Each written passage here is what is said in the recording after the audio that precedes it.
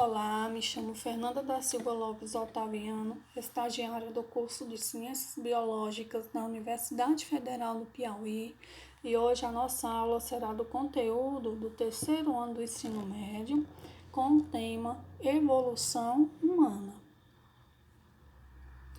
Bem, a evolução humana corresponde ao processo de mudanças que originou os seres humanos e os diferenciou como espécie. As características próprias da espécie humana foram construídas ao longo de milhares de anos, com a evolução dos primatas, onde Charles Darwin foi o primeiro a propor a relação de parentesco da espécie humana com os grandes macacos, os antropóides. Essa imagem que mostra no slide, essa imagem ela é muito trabalhada na televisão, blogs, redes sociais, mas essa imagem que remete à anagênese é como se o homem fosse evoluindo, através de um macaco. Mas essa imagem é totalmente errada. Muitos acham que Darwin, quando falou da evolução, estava se referindo a essa maneira, quando mostra na imagem ao lado. Darwin, ele falou o quê? Ele disse que existe um parentesco em comum com os macacos, ou seja, existe uma ancestralidade em comum com a ramificação filogenética até chegar na espécie humana. Então, essa imagem do ser humano, a gente tem que desmistificar essa imagem,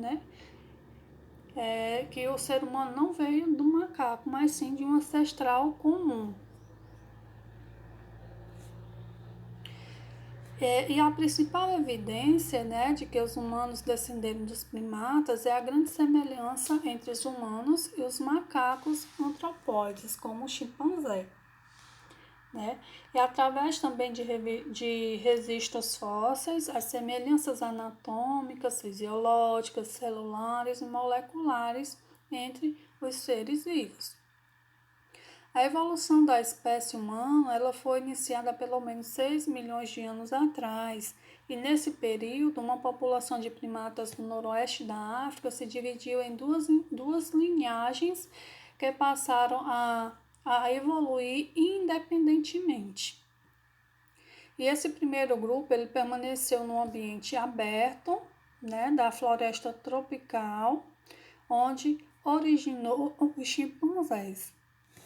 Já o segundo grupo se adaptou a ambientes mais abertos, como o da savana africana, dando origem ao Homo sapiens. Por isso, o continente africano é chamado de berço da humanidade.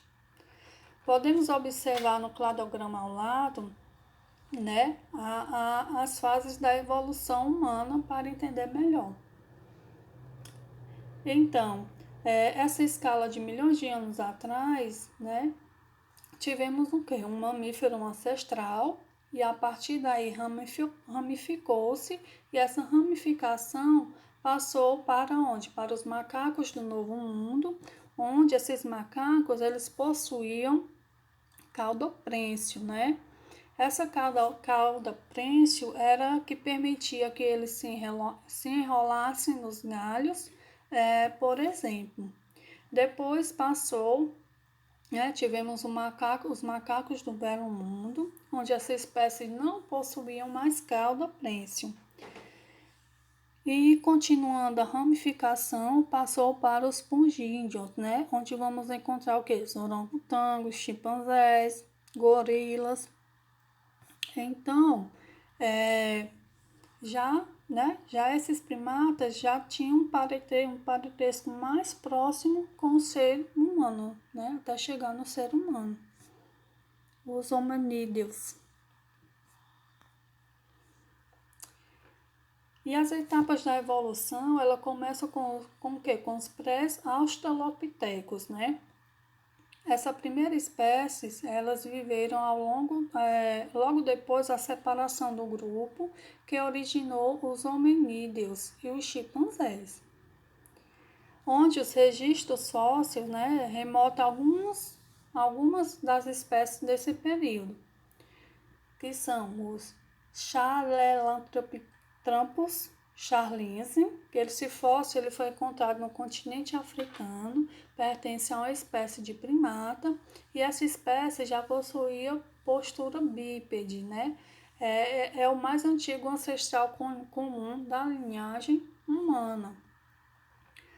Os oriundos do Gênese, né? Esse fóssil ele foi encontrado no Quênia, também apresentava indicação de postura bípede, onde acreditavam que a espécie viveu mais ou menos 6 milhões de anos atrás.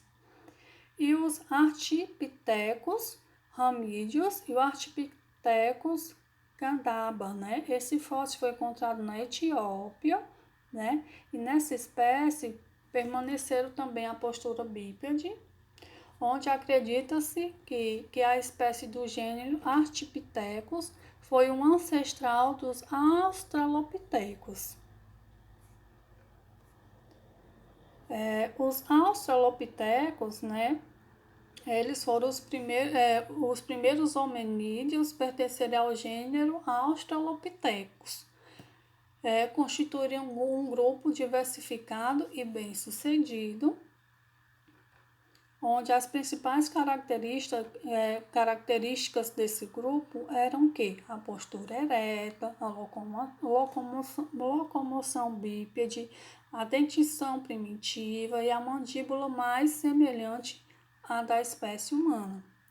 Eles foram os primeiros hominídeos a dominar o fogo, o que permitiu sua expansão para outros territórios, além da redução da musculatura da face, pois eles podiam cozinhar os alimentos e amaciá-los, né, para poder comer.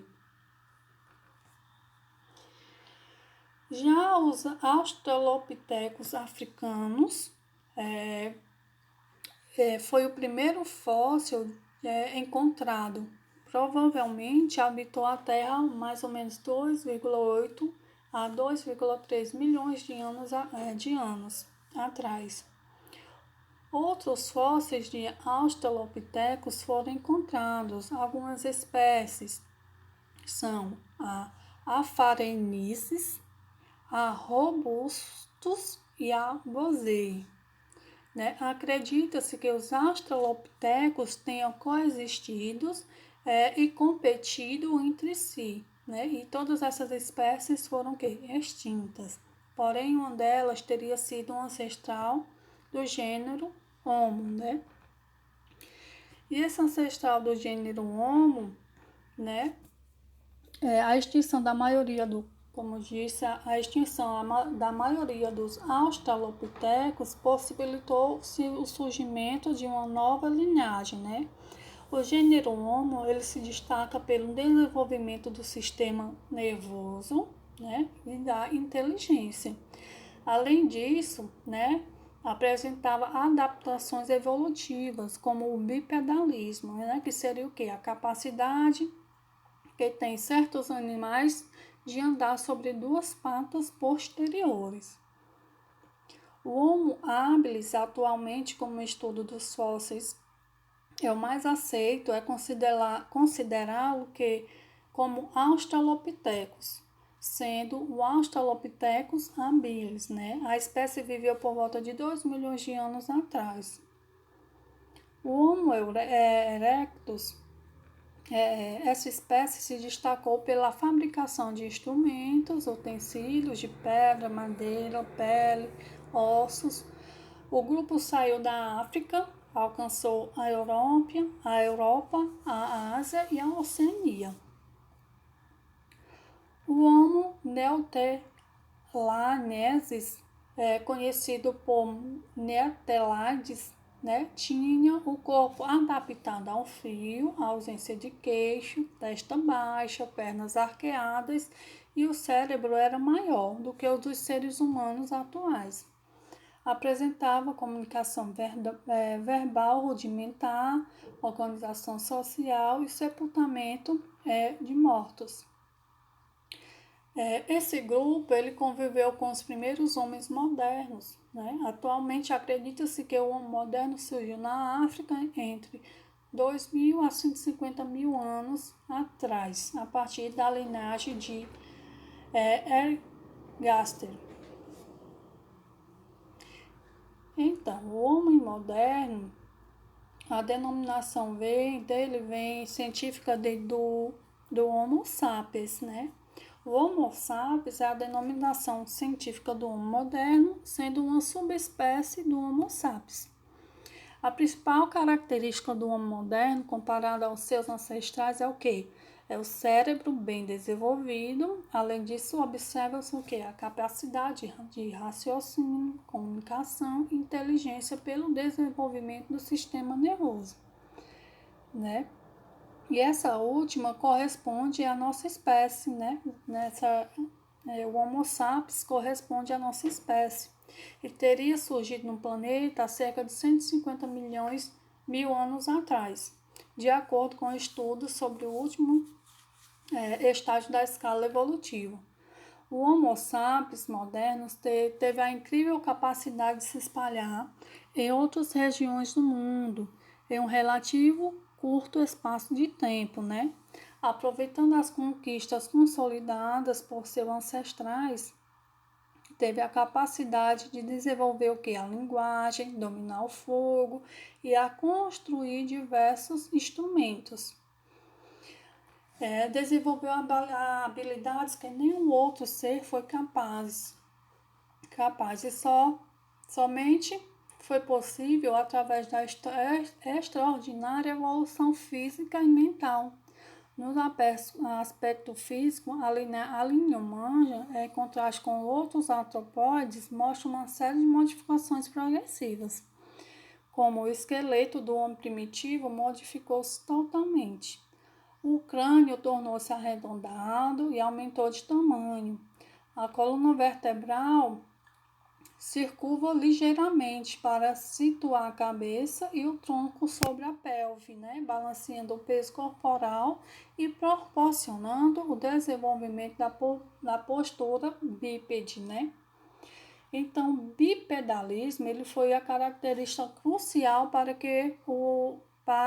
o homem primitivo, né? Pudesse desenvolver todas as outras habilidades.